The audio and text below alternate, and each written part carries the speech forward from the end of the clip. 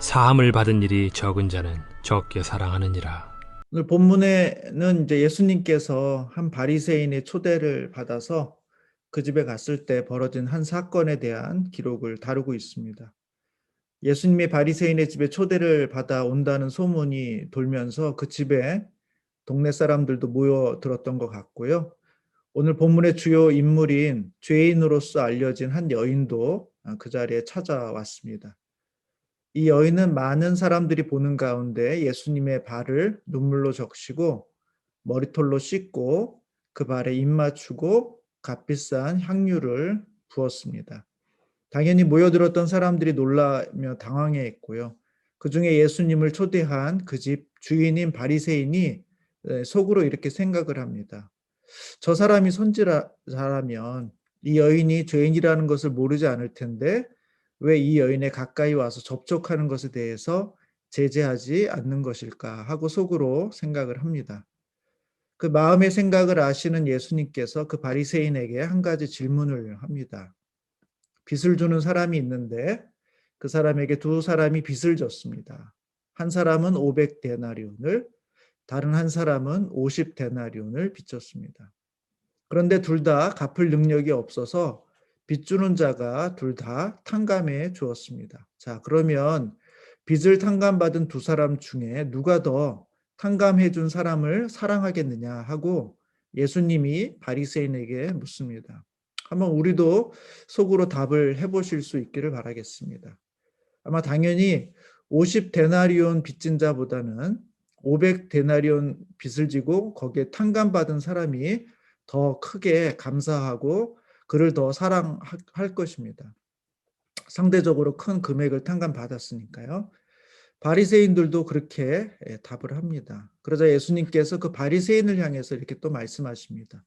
너는 나를 집으로 초대해 놓고도 나에게 발 씻을 물도 주지 않았고 내게 환대의 의미로 입맞추지도 않았고 내게 감람유도 붓지 않았지만 이 여인은 눈물로 내 발을 적시고 그 머리털로 닦았으며 내 발에 입맞추기를 그치지 않고 향유를 내 발에 부었다. 이렇게 말씀하고 있습니다.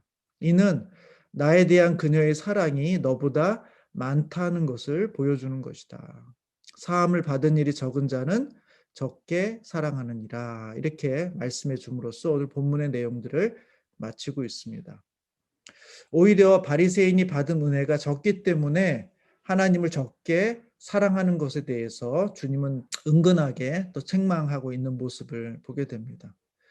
저는 이 말씀을 보면서 은혜를 아는 참된 신앙인의 태도가 어떠해야 하는가에 대해서 생각해 보게 되었습니다. 그것은 내가 얼마나 큰 빚을 탕감받은 사람인가라는 것을 아는 것이다 이렇게 생각하게 됩니다. 지금 내가 있는 자리가 누군가의 은혜와 희생과 섬김을 통해서 이루어진 자리라는 생각을 할 때 우리는 이 여인이 보여주었던 사랑의 표현들을 하게 된다는 것입니다. 이 여인은 자신이 아마 희생하고 있다고 생각하지 않았을 겁니다. 아깝다고 생각하지도 않았을 것입니다. 오히려 예수님께 받은 은혜를 생각한다면 이런 것들은 아무것도 아니라고 생각을 했었을 것입니다. 우리가 명절 때마다 부모님을 찾고 또 고향을 찾는 이유는 무엇이겠습니까? 그것은 나를 낳아주시고 키워주신 부모님께 감사를 표하는 것이고 그때마다 우리는 우리가 부모님께 받은 은혜와 섬김을 다시 한번 상기하는 기회로 삼게 되는 것이다. 이렇게 생각합니다. 제가 나이가 조금씩 들어가서인지는 모르겠습니다만 요즘 들어서 느끼는 것은 우리가 부모님께 받은 것은 너무 많은데 그 사랑의 빚을 갚아드리는 것에 대해서는 너무 빈약한 것이 아닌가 하는 반성을 해보게 됩니다. 효도라는 게 우리가 뭔가를 희생하는 것이 아니라 이미 받은 것의 일부도 안 되는 것을 다시 드리는 것인데도 그것이 쉽지 않다는 것입니다. 그래서 요즘에 하는 각오가 있습니다. 부모님의 사랑과 희생을 빚을 다 돌려드리지는 못하겠지만 받은 사랑의 크기를 알기에 우리가 우리 자식들에게 또 우리의 이웃들에게 또 우리가 섬기도록 붙여주시는 사람들에게 기회가 있는 대로 사랑을 베풀고 살아야 되겠다라는 것입니다. 그것이 부모님께서 기뻐하시는 일이 아니겠는가 하는 것입니다.